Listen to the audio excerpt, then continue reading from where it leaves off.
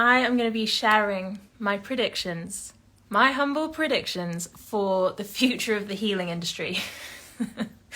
And the reason I'm putting this on as a live and having it stay on my grid is because I have just shared this on my story, but I feel without going into more detail, it could be taken out of context. Welcome as you're coming through. So I wanted to share in greater detail here. So I'm going to go straight into it. And my prediction for the healing industry, healing and spiritual industry, is that within our lifetime, certainly, I cannot see in my crystal ball specifically when this is going to happen, but this will happen in our lifetime. The healing industry is going to do a 180 flip. And at the moment, we're very much in a space with healing where, you know, there's narratives like you've got to feel it to heal it. The only way out is through. Inner child healing is huge. Going into past lives is a big thing in the industry. And I believe that we will see all of that go. And it will eventually be looked upon, this time within the industry will eventually be looked upon in the same way that we now look back in disbelief that once upon a time, parents and guardians really felt that it was right and supportive of growth to physically discipline children. I feel that that is where the healing and spiritual industry will eventually get to, where we think, how did we get it so wrong? How did we, whether through, you know, unconscious intent or conscious intent, how did we get to a place where for such a long time we were telling people to keep focusing on their past in order to eventually, hopefully, be able to be present and to feel good and to be equipped to just crack on with life. So that's what I'm going to be speaking to in this live. And what I would love, whether you are in the chat live or you're on the replay, is because whenever I do lives, people like them and I will sometimes get DMs like, oh, that was such an interesting point. What I would love is to start encouraging you guys to do that in the comments, whether that's in the live comments or in the replay comment box, as if it were an actual conversation that we were having with one another, and so that other people can get involved as well, especially if this is going into the replay part.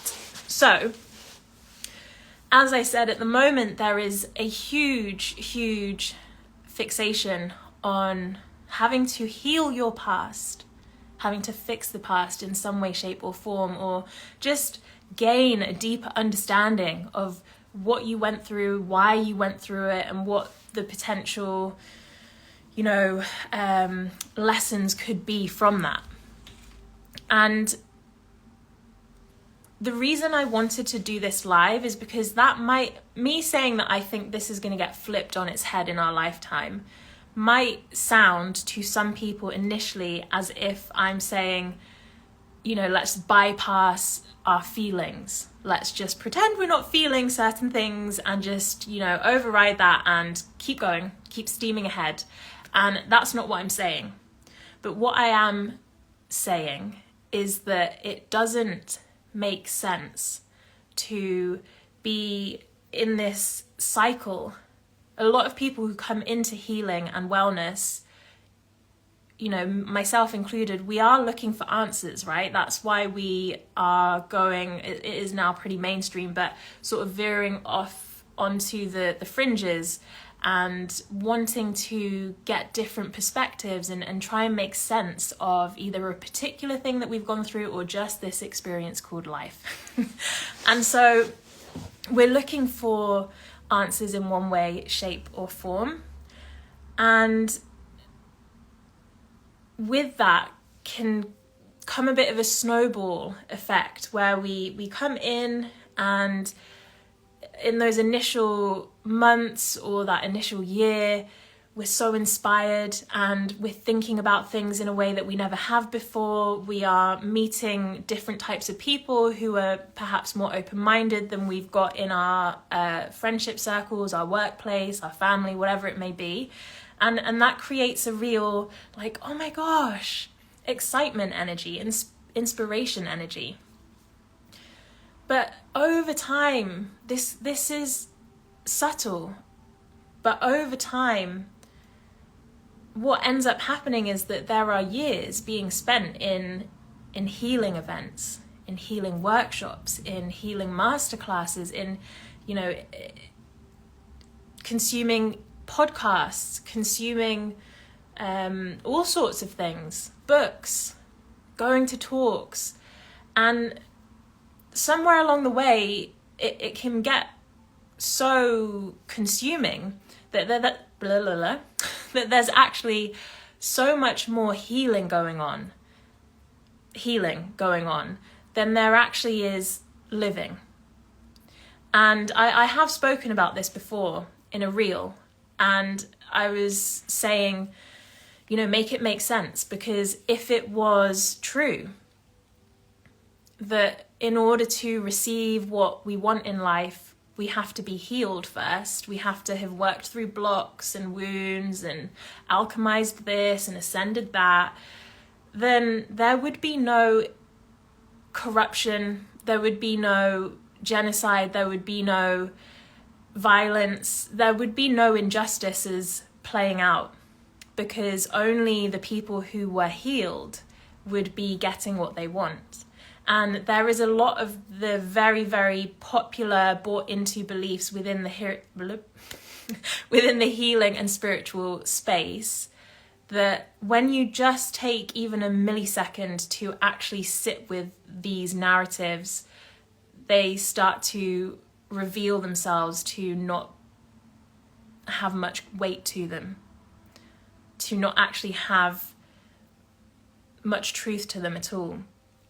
And one of these things that's become very glaringly obvious to me this past year, along with that concept that I just shared with you, is also this idea that in order to live a healthy, free, enjoyable life, you first have to spend loads of your time and energy, attention and money trying to resolve or fix something in the past, which is just not possible.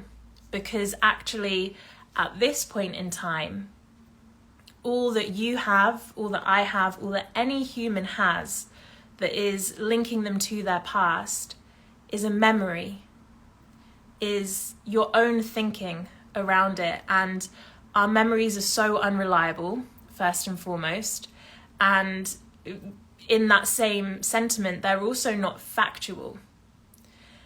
And the past doesn't actually exist now, other than through our thinking of it.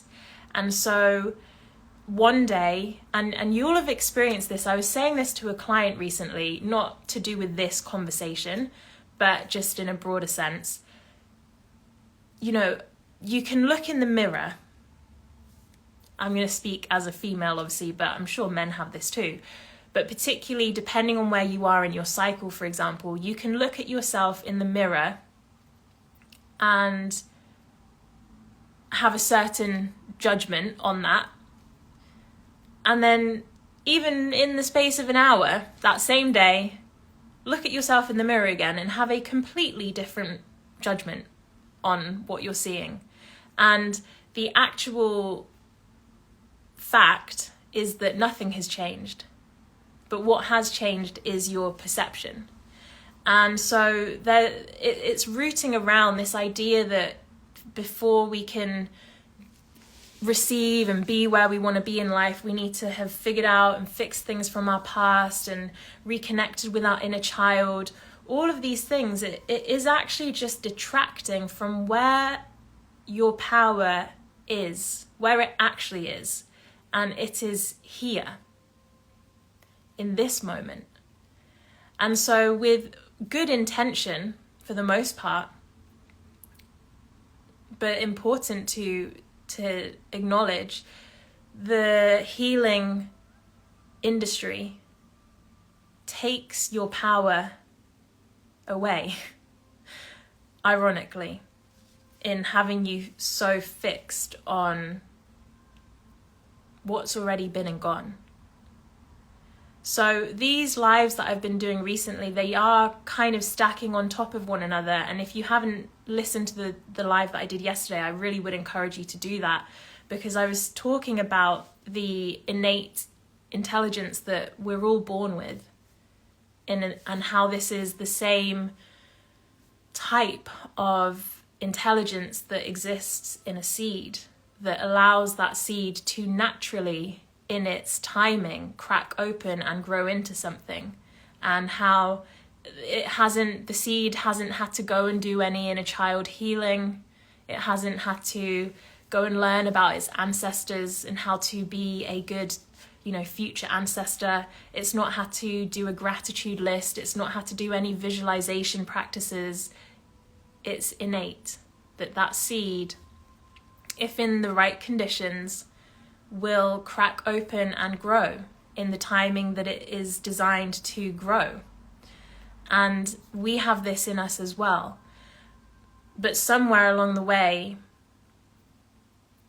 the healing and spiritual industry kind of inverted things, and has, in doing so, for whatever reason that this happened, created many problems to solve that don't actually exist in the first place.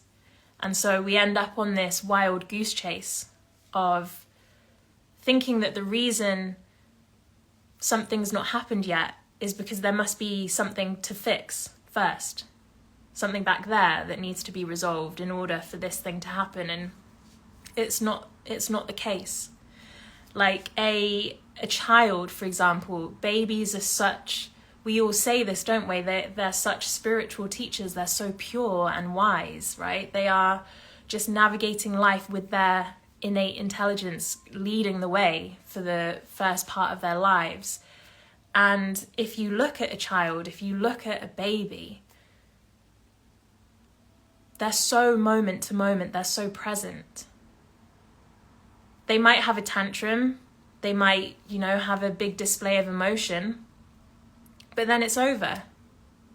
And they're into the next moment. They're being where their body is. And they're not waking up the next day and thinking, I need to think about that thing that happened yesterday, or that thing that happened last month, because maybe that's the reason why the toy's not here right now. That's just not true in them. This is conditioned, this is learnt behaviour that we've adopted, and that because so many people have bought into, we kind of have taken on as something that must be right, must be true. If this many people are saying it, surely it's true. But humans get things wrong all the time. And so those of you who have just come in a bit more recently, the prediction that I'm talking about is that within our lifetime, we are going to see a restoration. Again, to go back to what I was speaking to yesterday, we're going to see things do a 180 within spirituality and healing and be restored back to what is actually truth, which is that we don't need to really fixate on our past in order to be happy and present and healthy and live a good life. And that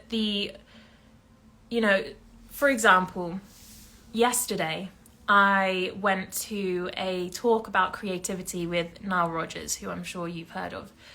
And it was incredible.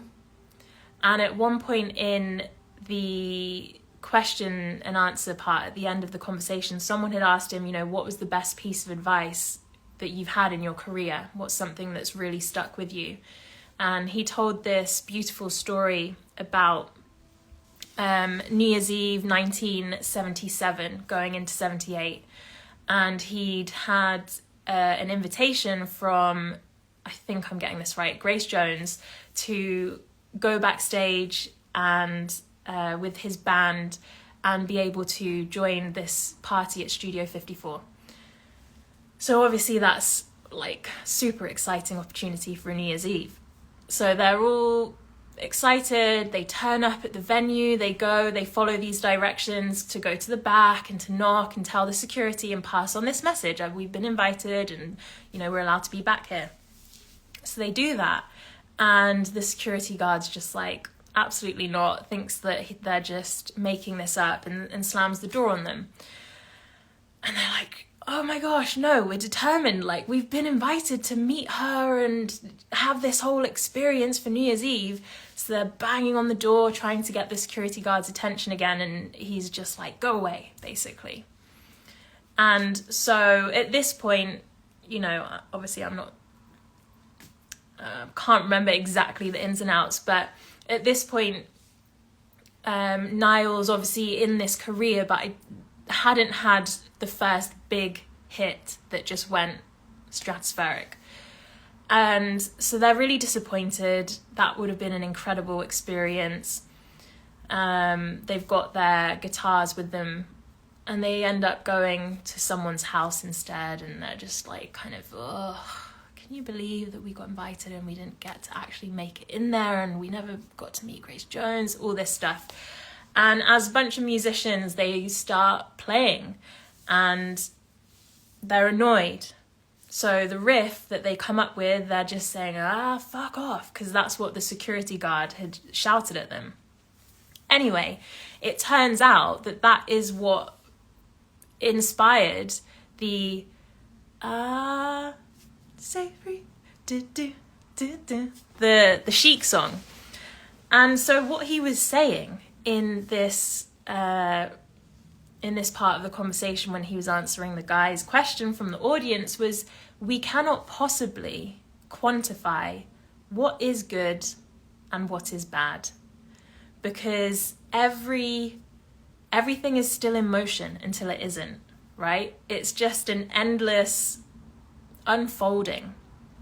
So in that isolated moment, it was so annoying, so unfair. Oh my gosh, like that was meant to go a different way.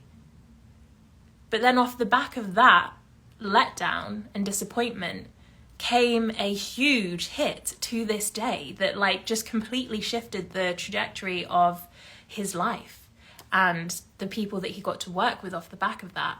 So it's so hard to say, well, this is the thing that I need to fix. This is the thing that I need to heal, because we can't quantify that that is actually something that needs to be fixed and healed. That might be where the magic gets to come in.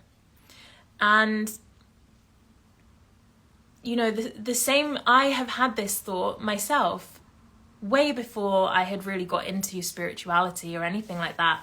In some ways, I've always had quite a, we all are spiritual, but I've had that sort of way of thinking because I was adopted. And I remember speaking to someone drunkenly when I was a postgrad in Edinburgh and at a flat party, and talking about how if my biological parents, whatever their circumstances were where they happened to come into contact with one another, hadn't, and they weren't in those specific circumstances, then I wouldn't have been born and been put up for adoption and then somehow found myself in this drunken conversation with you. And it's just, you know, it is an unfolding that cannot be quantified, cannot be judged, as much as the intellect would like to, as much as the ego would like to be, or naturally just does judge it as good, bad, needs fixing, can be left alone. We just don't know. You know, you could zoom in, and we have these very intricate, I've seen Joe Rogan post some of these really intricate AI 3D morphing pieces of artwork these days. And it's the other thing I was thinking earlier was it's like zooming so much into a masterpiece, but just fixating on this tiny, but when you're zoomed in it looks like the whole thing, shade, this tiny fraction of it and despising that colour and fixating on that, when actually if you step back, that contributes beautifully to a masterpiece that couldn't exist without it. You know, it's our life is a tapestry that just each moment is adding a very integral thread to it. And of course it's integral, because otherwise it wouldn't have happened. Here we are. We're housed in a body. This is where we are. And the more here we can be, the more in our power we are. Not in a sense of our power that we find by doing something, but in our power that is, because we are like the baby, like the child who is in their power because they are where they are. They're not up here. So that to me is where I see the industry going. We are going to, I mean, people already are, but there is a lot more who still aren't, going to realize that it's a never-ending goose chase. Backwards, never-ending goose chase, to feel that you have to focus on all the pain and the things from your past to somehow be healthy and free. You know, endless. It won't end, because of course our mind can always find another thing that was wrong to go and fix. So yeah, I would say a real marker of actual healing is the people who are present. You see them present. You can see it in their eyes. You can hear it as they're speaking. They're here with you, not up here somewhere else, whether that's in their past or already worrying about some future that also is unquantifiable. We have no idea what the knock-on effect of anything will be. We can have our ideas, but it is very unlikely that idea is going to be it. So there you have it. If you are on the replay, I would love to know whether this lands for you at this point in time, what your thoughts are on this, genuinely. And as I said yesterday, if you're hearing these conversations that I'm bringing forwards and you're feeling the truth in them and you want to work with me, then at the moment there are 2 ways that we can do that. You can book an activation. This is a really good entry point if we've never worked together before, because it's 90 minutes. It's a coaching accelerator that blends your astrology with coaching, and this is designed to support those of you who have a sense of being stuck, because in truth we're never stuck. It's for those of you who are feeling unsure, quite here, you know, being in your mind, overthinking, worrying, being quite indecisive. Oh, should I go this way? Maybe I should do that. And within the activation, what happens is you will perceive your circumstances from a higher perspective. And with that will come clarity, will come the confidence to take a step forward and remove the illusion of being stuck. So that is a first port of call, I would say. We've never worked together. It's £222 for 90 minutes, which is incredible value, because for an astrology reading alone, it's $285. So you're getting an astrology and coaching session for $222. The link for that is in my bio. And the other way to work with me, for those of you who want to be actually in a container of support for a longer period of time, is Spiritual MOT, which is 12 whole weeks together as a small group. It's hosted online, and this is a deep cleanup of your inner mechanics. So it is removing the beliefs similar to those that I've spoken about in this live that are clouding the reality of this innate intelligence that you have, and your ability to be moving from your power rather than going out into various forms of healing to try and access it. It's already here. You were born with it. So if you want to restore back to what is most natural, to be at peace, to be in your power and moving from it moment to moment to moment with that purity again that you had as a child, then spiritual MIT is the place to come to. That one is 1,500 for the 12 weeks. And you can do installments if that is going to be most suitable for you.